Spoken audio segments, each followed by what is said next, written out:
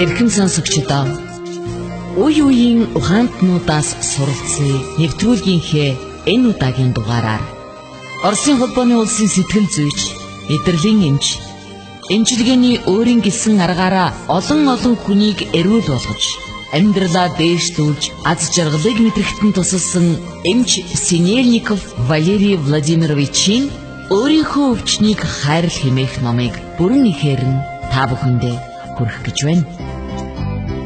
Орос хэлнээс хөрвүүлсэн хууль зүйн ухааны магистр, хуульч Хандма мөн энэ номыг бидэнтэй хамт та бүхэндээ сонирдуулж байгаа юм. Синельников өмнөх үгдээ бичгтээ энэ ном бол миний оюутан байхаас эхэлсэн судалгааны үр дүн юм аа. Хүний биед өвчин үүсдэг шалтгааныг мэдэж, өөрийнхөө өвчнийг эмийн тусал цаагүй эдгээхэд энэ ном та бүхэнд туслана. Ингээд энэ номонд өгүүлсэнийг туйлын үнэн гэж та бүхэн хүлээж авах хэрэггүй. Номын аль нэг хэсгийг хүлээн зөвшөөрөхгүй байж болно. Гэхдээ энэ аргыг өөртөө туслах загвар, зэвсэг гэж хүлээн аваарай.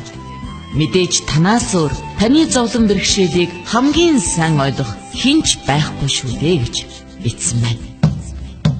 За ингээд өөрийнхөө өвчнийг хайрлах хэмээх энэ номыг та бүхэн маань анхааралтай сонсож, Хандмагийн хэлснээр аз жаргалтай эрүүл амьдрах боломжоо нэмэгдүүлж, их дэлхийгээ энх тайван амар амгалан үрд оршин байлгахын төлөө амьдарцгаая. Та бүхэн номоо тухтай сууж анхааралтай сонсноо. Өвчин гэж юу вэ? Үргэлжлэл.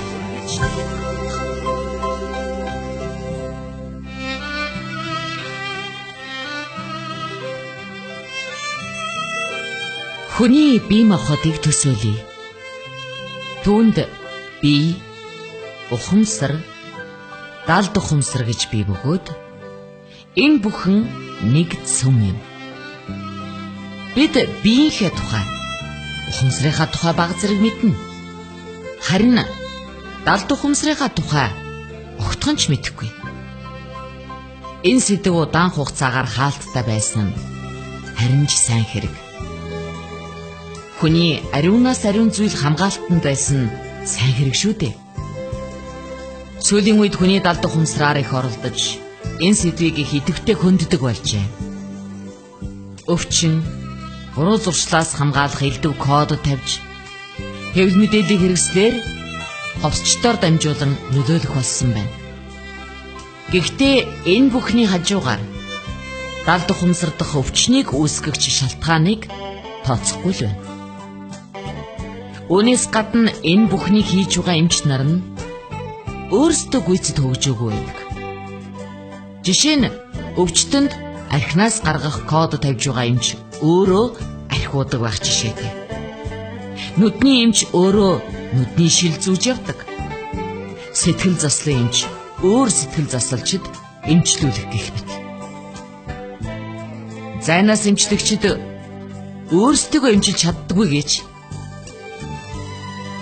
эндээс харахад тэдний эмчилгээний арга жинхэнэ эмчлэх үйлчилгээ үзүүлдэггүй нь тодорхой болно.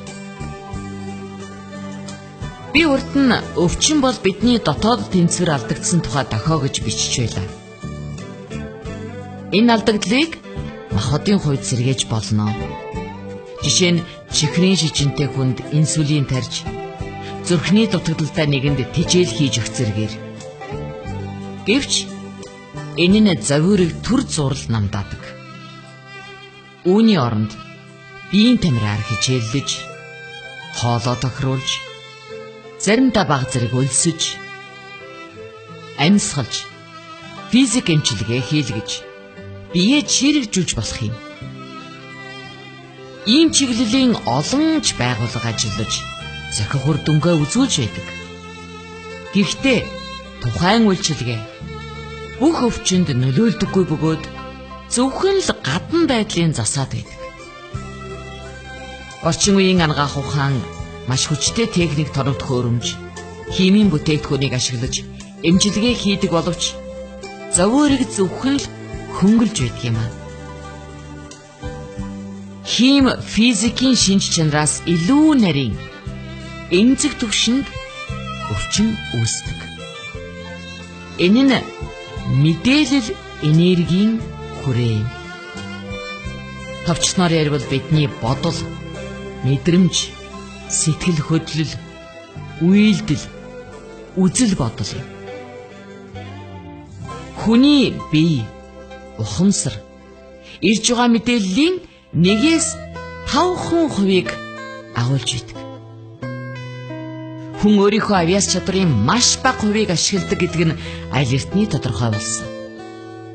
Хүний бие махбодын мэдээллийн гол хэсэг нь хүний мэдээлэл энергийн бүтэц болох далд ухамсар гэж нэрлэгдсэн хэсэгт хадгалагдаж байдаг. Хүний далд ухамсар дотор эцэг эхээсээ өвлөн авч энэ ертөнцид авчирсан түүний үйл хөдлөлийн бүх програм агуулгадж байдаг.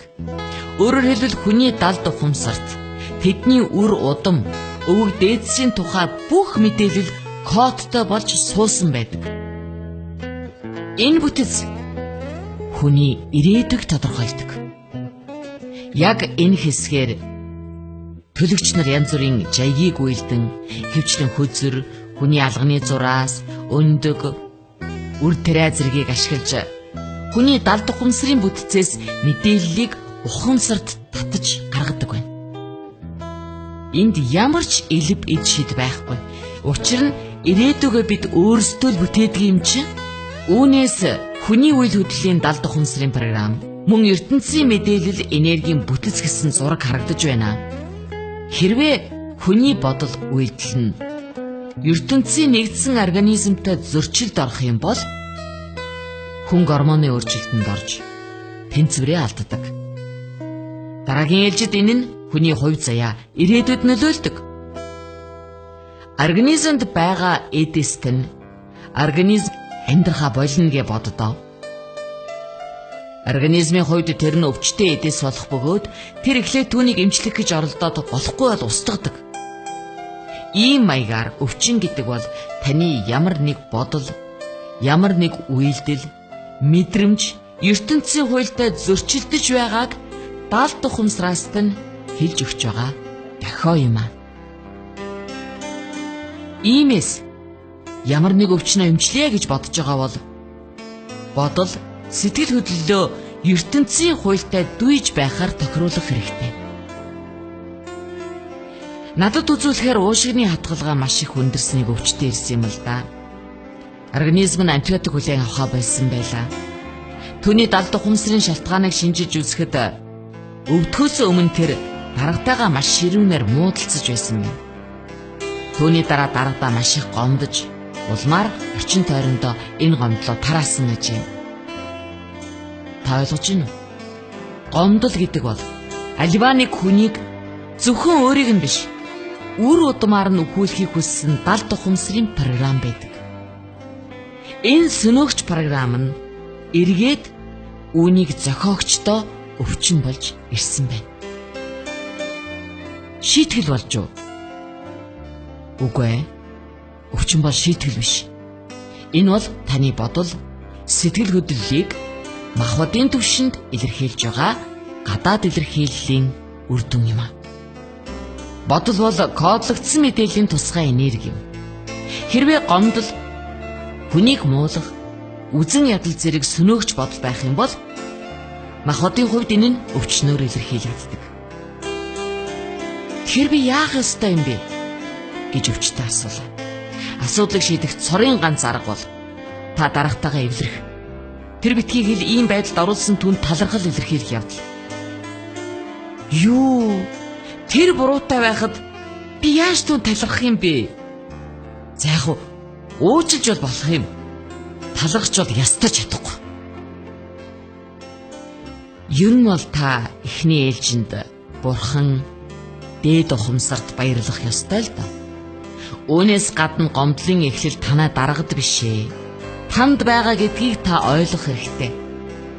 Та өөрөө л ийм байдлыг бий болгосон шүү дээ. Одоо та ямар бодлороо өөрийнхөө амьдралд энэ байдлыг татсныг тодорхойлъё. Ингээд бид тэр хүний далд ухамсартай удаан ажилласны эцэст доорх дүгнэлтийг гаргалаа. Ажилдаа бас дарагдаа дургүй, зөөсөж ханддаг, сэтгэл хангалуун биш, өөртөө итгэдэггүй нь олон жилээр хоримтлагдсаар дээрх байдал бий болж. Харин үүний дараа энэ хүн уучлал гуйгаад гинэ гимшиж өөртөө ажилдаа болон дарагдаа хандах хандлагаан өөрчилснөөр түүний өвчин ор сургуу алга болсон юм. Ийм маягаар өвчин нь түүний дотоод сэтгэхүйн хөгжил урагшлалт болсон хэрэг. Хэрвээ өвчнөө дарангуйсаар байсан бол өнөөх гомдлоос үүссэн өөрийгөө устгах програмыг зогсооход хэцүү байлаа. Энэ програм зөвхөн түүний эсрэг биш, үр хүүхдийнх нь эсрэг ажиллаж эхэлсэн байна. Дашрамт хэлэхэд түүний өвчин ихснээс хойш хэдхэн хоногийн дотор хүүн чонын хөрөөс туссан гин л дээ. Тэр дээрх хоёр явдлыг ер холбож бодлого байсан боловч өөрийг нь эмчлэгдснээс хойш хүүгийн туралт аяндаа алга болсон гэдэг. Бидний өвчний шалтгаан гадна биш, дотор минь байна гэдгийг бид ойлгох цаг болсон. Шалтгаан нь бидний ертөнцийг эрүүл бишээр үзэх үзэлт байгаа юм. Иймээс эдгээхийн тулд ертөнцийг үзэх үзлээ өөрчлөх хэрэгтэй. Хүн болгон ертөнцийн нэг хэсэг шүү дээ. Иймээс түүний хуйлтай зохицож амьдрах ёстой. Хэрвээ дотоод зохицол байвал гадаад зохицол байж л таарна.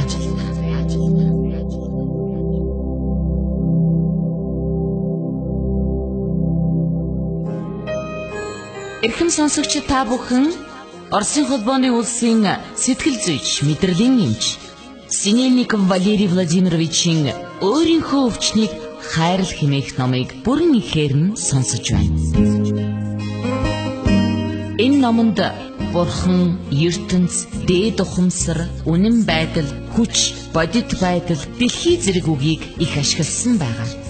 Энэ олон нэрээр хүмүүс бидний дотор байдаг ертөнцийн ноёрхдог нууцлаг, оюнсах шиг авгаа хүчийг бэлэрлсэн юм. Хэрвээ та шүтлэлтэй бол Бурхан гэсэн үгийг ашиглаж болно. Харин та шашингүй үзлэр хүмүүжсэн бол хүч, энерги, үнэн байдал гэсэн үгийг хэрэглэнэ үстэй хэмээн Синельников энэ номонд өгүүлсэн байдаг юм аа. Амьдралаа эрч хүчээр, итгэл найдвар, эрүүл мэндээр дүүргэх хүсэлтэй хэн бүхэн энэ номыг анхааралтай сонсоорой. Үргэлжлэл бий. Радио FM 107.1